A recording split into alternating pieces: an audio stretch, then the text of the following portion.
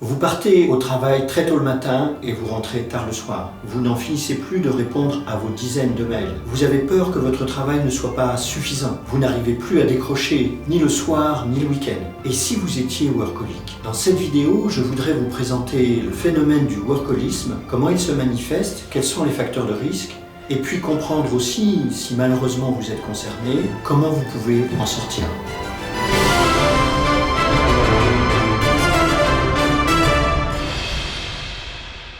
Bonjour à tous, je suis Patrick Dugois, je suis auteur, conférencier et coach. Je vous propose chaque semaine un nouvel épisode concernant la résilience ou le développement personnel. De quoi parle-t-on lorsqu'on parle de workaholisme? Le mot workaholisme pourrait se traduire en français par avoir une addiction au travail, comme le mot alcoolisme pour l'addiction à l'alcool. Il s'agit en fait d'un néologisme, d'un nouveau mot qui est à l'origine a été créé par un psychologue américain, Wayne Oates. C'est lui qui a fait une première recherche pour comparer les niveaux de dépendance et les conséquences de l'addiction à l'alcool d'un côté et de l'addiction au travail de l'autre. À partir de ce moment-là, le workaholisme est devenu un sujet d'étude, notamment par tous ceux qui s'intéressent à la santé au travail et à tout ce qui est prévention des risques. Si l'on veut définir plus précisément encore le workaholisme, on pourrait en donner la définition suivante. Il s'agit d'un investissement excessif d'une personne dans son travail et parallèlement d'une certaine négligence de toute sa vie extra-professionnelle.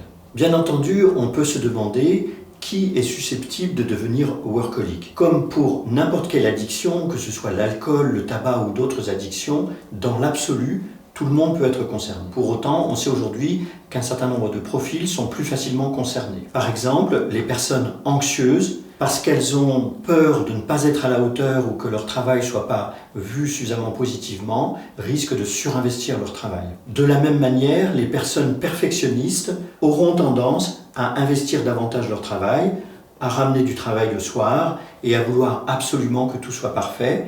Et dans un monde professionnel où chacun est très sollicité, ce sont de bons candidats au workaholisme. Derrière le workaholisme peut se cacher également la peur du regard de l'autre, la peur du jugement. Parce que je ne suis pas sûr que mon travail sera bien apprécié, alors je vais le surinvestir pour être sûr qu'on ne pourra rien me reprocher. Mais lorsque je fais ça, j'entre dans une logique qui petit à petit va devenir délétère et va m'emporter dans une dynamique complètement addictive. Vous pouvez du coup vous poser la question, mais vous-même, êtes-vous workaholic? Vous avez quelques critères qui peuvent vous permettre assez facilement de vous en rendre compte. Tout d'abord, regardez si votre vie professionnelle empiète largement sur votre vie privée. On sait depuis le travail à distance que la limite entre vie professionnelle et vie privée a eu tendance à s'estomper et c'est encore plus facile aujourd'hui de ne plus respecter des limites, des heures de travail, des jours de travail et du coup d'entrer dans ce processus. De la même manière, si vous avez des difficultés à déléguer, notamment parce que vous avez le sentiment que si vous déléguez, le travail ne sera pas aussi bien fait, eh bien ça peut être un des indices d'un phénomène de workaholisme.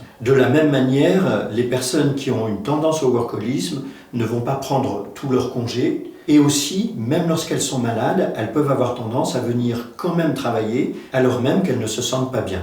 Globalement, une personne qui a un surinvestissement dans le travail et pour laquelle le travail devient compulsif va également ramener du travail à la maison et, je l'ai déjà dit, mais c'est un point important, aura tendance à ne plus respecter les limites et les horaires de travail et on verra toute la sphère privée petit à petit envahie concrètement par le travail, mais on verra aussi que ces personnes, même lorsqu'elles ne sont pas en situation de travail, mentalement sont toujours au travail et ont toujours des idées, des ruminations à propos du travail. Au-delà des indices que je viens d'énumérer, si vous voulez savoir si vous faites partie des personnes qui sont touchées par le workaholisme, il existe un test WART, W-A-R-T, pour Work Addiction Risk Test, qui vous permettra en quelques minutes d'avoir une évaluation précise. Alors, si vous-même ou l'un de vos proches êtes concerné par le workaholisme, que pouvez-vous faire? La première chose et la chose la plus importante, comme pour n'importe quelle autre addiction, c'est d'abord de sortir du déni. La plupart des personnes ne se reconnaissent pas workaholic. Elles vont vous faire part de leur passion au travail,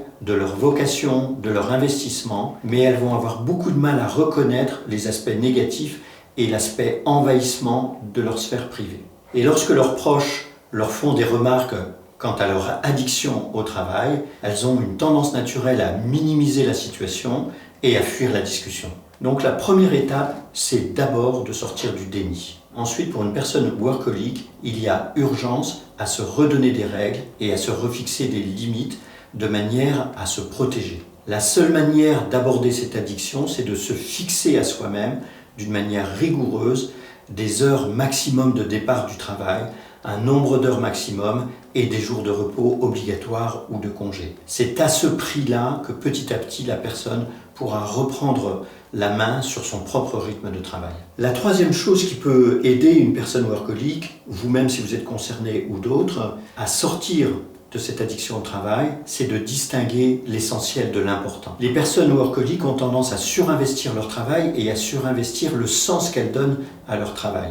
Comme si elles ne font pas leur travail, le monde allait s'arrêter de tourner. Chacun sait que même si elles ne travaillaient pas, le monde ne s'arrêterait pas de tourner. Elles ont donc besoin de bien distinguer ce qui est important, s'investir dans son travail, de ce qui est essentiel, être en bonne santé, avoir un équilibre entre vie professionnelle et vie privée. Malheureusement, se reconnaître workaholic, se fixer des limites, distinguer l'essentiel de l'important ne suffit pas toujours. Il s'agit d'une véritable addiction. Et comme toute addiction, vous pouvez avoir besoin de vous faire aider et une des manières de sortir de l'addiction, c'est la thérapie.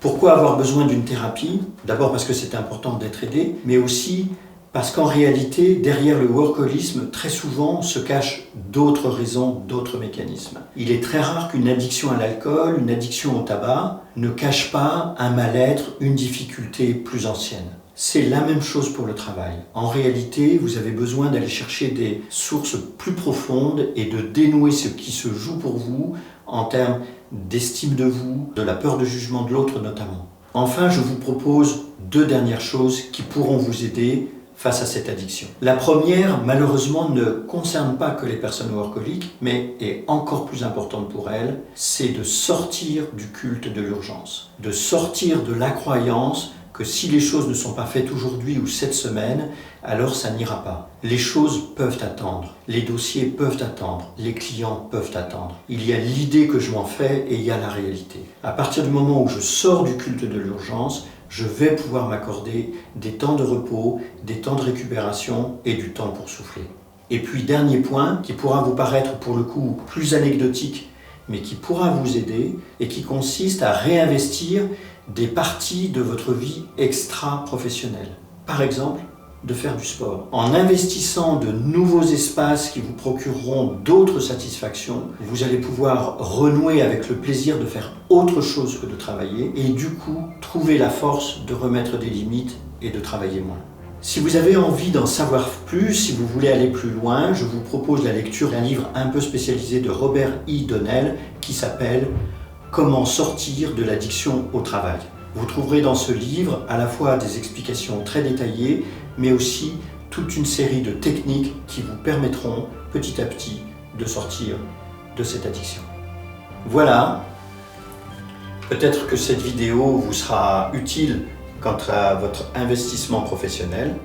Et puis pour ma part, je vous dis à très bientôt pour un nouvel épisode sur la chaîne La Fabrique de Résilience.